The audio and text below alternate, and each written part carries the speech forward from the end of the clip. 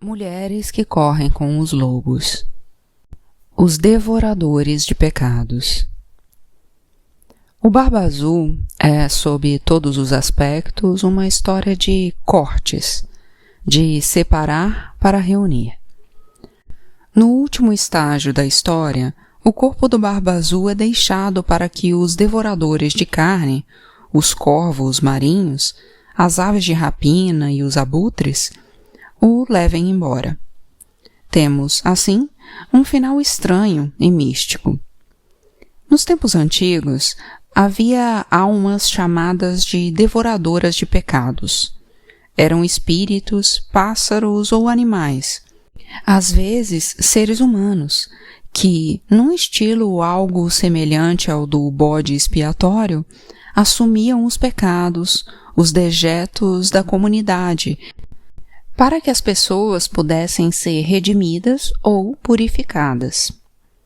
Já vimos como a mulher selvagem é La Loba, a mulher dos ossos, a descobridora dos mortos, a que canta sobre os ossos dos mortos, trazendo-os de volta à vida. E que essa natureza de vida, morte e vida é um atributo crucial da índole instintiva e selvagem das mulheres. Do mesmo modo, na mitologia nórdica, os devoradores de pecados eram os carniceiros que se alimentavam dos mortos, incubavam-nos no ventre e os levavam para Hel, que não é um lugar, mas uma pessoa. Hel é a deusa da vida e da morte. Ela ensina aos mortos como viver da frente para trás. Eles vão se tornando mais jovens até que estão prontos para renascer e para voltar à vida. Esse ato de devorar pecados e pecadores, sua subsequente incubação e sua liberação de volta à vida constituem um processo de individuação para os seres mais abjetos da psique. Nesse sentido, é correto e válido que para essa finalidade retiremos energia dos elementos predatórios da nossa psique, matando-os, por assim dizer, esgotando sua força. Eles, então, podem ser devolvidos à compassiva mãe da vida, morte e vida, para serem transformados e recriados num estado menos beligerante. Muitos estudiosos que examinaram esse conto consideraram que o Barba Azul representa uma força que não pode ser redimida. Na minha opinião, porém, existe mais um campo para esse aspecto da psique. Não a transformação de um carnífice num Mr. Chips, porém, algo mais parecido com uma pessoa que precisa ser mantida num hospício, um lugar razoável, com árvores, céu e alimentação adequada, e talvez música para acalmar. E não alguém a ser banido para um canto nos fundos da psique, para ser torturado e insultado. Por outro lado, não quero dar a entender que não exista algo que seja um mal manifesto e irregenerável, pois isso também existe. No transcorrer dos tempos, há a sensação mística de que todo o esforço de individualização realizado por seres humanos também afeta as trevas no inconsciente coletivo de todos os seres humanos, sendo esse o lugar da residência do predador. Jung disse uma vez que Deus adquiria maior consciência à medida que os seres humanos adquiriam mais consciência. Ele postulava que os humanos lançavam luz sobre o lado sombrio de Deus quando expulsavam seus próprios demônios para a luz do dia.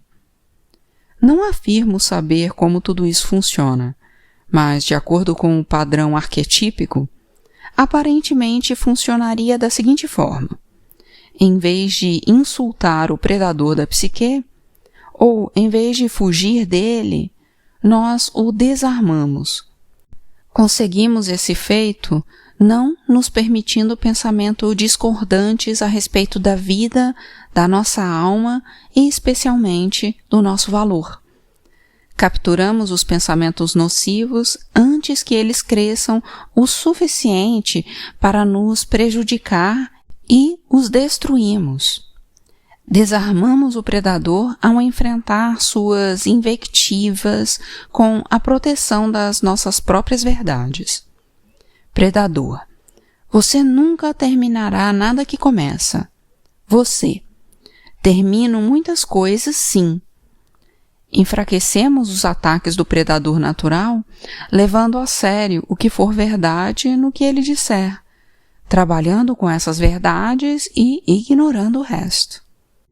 Desarmamos o predador ao manter nossas intuições e instintos e resistindo à sua sedução. Se fôssemos fazer uma lista de todas as nossas perdas até o momento atual nas nossas vidas, lembrando-nos de ocasiões em que nos decepcionamos, em que estivemos indefesas diante do suplício, em que tivemos uma fantasia cheia de glacê e frufru, compreenderíamos que esses são pontos vulneráveis da nossa psique. É a esses aspectos carentes e desprestigiados que o predador recorre a fim de esconder o fato de que sua única intenção é a de arrastá-la para o subterrâneo e sugar sua energia como numa transfusão de sangue. No final da história do Barba Azul, seus ossos e cartilagens são deixados para os abutres. Esse fato nos dá um forte insight sobre a transformação do predador. Essa é a última tarefa para a mulher nessa viagem com o Barba Azul, a de permitir que sua natureza de vida, morte e vida desmanche o predador e o leve embora para ser incubado, transformado e devolvido à vida. Quando nos recusamos a obsequiar o predador, sua força se esvai e ele é incapaz de agir sem nós. Basicamente, nós o expulsamos para aquela camada da psique na qual toda a criação ainda está em formação e o deixamos borbulhar naquele caldo etéreo até que possamos encontrar uma forma melhor para ele preencher. Quando o energum psíquico do predador estiver derretido, ele pode receber uma nova forma, com algum outro objetivo.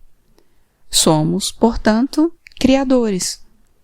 A substância bruta, tendo sido reduzida, transforma-se no material para a nossa própria criação. As mulheres descobrem que, ao dominar o predador, dele retirando o que é útil e deixando o resto, elas se sentem cheias de energia, vitalidade e ímpeto. Elas extraíram do predador o que lhes havia sido roubado, o vigor e o sentido verdadeiro. Pode-se entender de algum dos seguintes modos o ato de extrair a energia do predador e de transformá-la em outra coisa. A raiva do predador pode ser transformada numa exaltação da alma íntima voltada para a realização de uma importante tarefa no mundo. A astúcia do predador pode ser usada para investigar e compreender as coisas de forma distanciada. A natureza assassina do predador pode ser usada para erradicar o que deve realmente morrer na vida de uma mulher, ou as coisas para as quais ela precisa morrer na sua vida exterior, sendo essas coisas diferentes conforme a ocasião. Aproveitar as partes do Barba Azul é como isolar os elementos de valor medicinal do venenoso, ou os elementos curativos da terrível beladona, e usar esses materiais com cuidado para ajudar e para curar. As cinzas deixadas pelo predador irão, sem dúvida, se levantar novamente, mas de forma diferente, com muito maior oportunidade de ser reconhecida e com um poder muito reduzido para enganar e destruir, pois você derreteu muitos dos poderes que ele dedicava à destruição e voltou esses poderes para o que é útil e relevante. O Barba Azul é uma fábula muito importante para as jovens mulheres. Não necessariamente na idade cronológica, mas em alguma parte da sua mente. É uma história sobre a ingenuidade psíquica, mas também sobre o vigoroso desrespeito à proibição de olhar e de, afinal, trucidar e reduzir a pedaços o predador natural da psique. As histórias têm a intenção de devolver o movimento à vida interior. A lenda do Barba Azul é um exemplo de especial importância para ser aplicado à vida interior de uma mulher que tenha sido assustada, acuada ou encurralada. As soluções presentes nas histórias diminuem o medo, ministram doses de adrenalina na dose certa e, o que é mais importante para o self ingênuo no cativeiro, abrem portas em paredes anteriormente sem nenhuma abertura.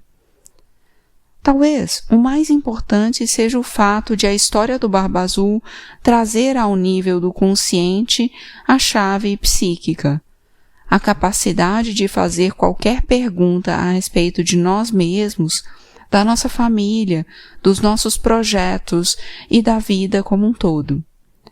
Depois, como um ser selvagem que tudo fareja, que cheira em volta, de baixo e dentro para descobrir o que uma coisa é, a mulher está livre para encontrar respostas verdadeiras para suas perguntas mais profundas e mais sombrias.